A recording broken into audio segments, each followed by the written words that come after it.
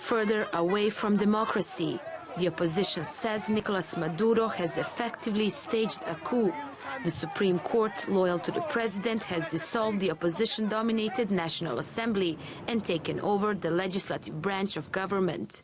This means the court now has the power to write laws itself.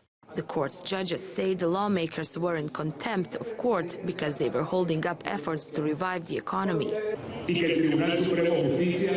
These are court decisions against the Venezuelan people.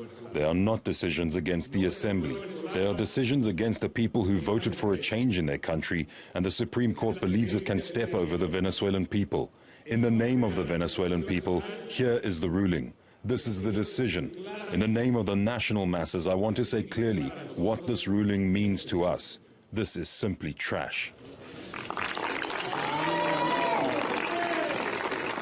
This latest ruling comes after a sustained crackdown on the opposition by the government. Protests have been violently suppressed and local elections postponed. The wife of jailed opposition leader Leopoldo López says the country has reached a critical point. We are facing a dictatorship, and the world needs to know how this dictatorship treats Venezuelans in Venezuela. Leopoldo tells me, I'm in prison, but Venezuela is imprisoned. Venezuela is imprisoned because it doesn't have any food. Venezuela is imprisoned because it doesn't have any medicine. The Organization of American States, a grouping of continental states of the Americas, has condemned what it calls a coup d'etat. Its leadership has called for the expulsion of Venezuela from the organization, but the OAS concerns were dismissed by the Venezuelan president.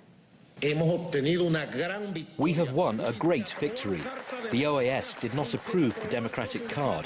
It did not approve the infamous communique from the coalition of the right-wing governments. It is a people's victory for Venezuela.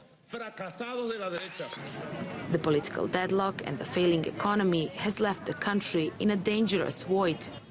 Rising crime rates, shortages of basic food products and medicines paint a bleak picture.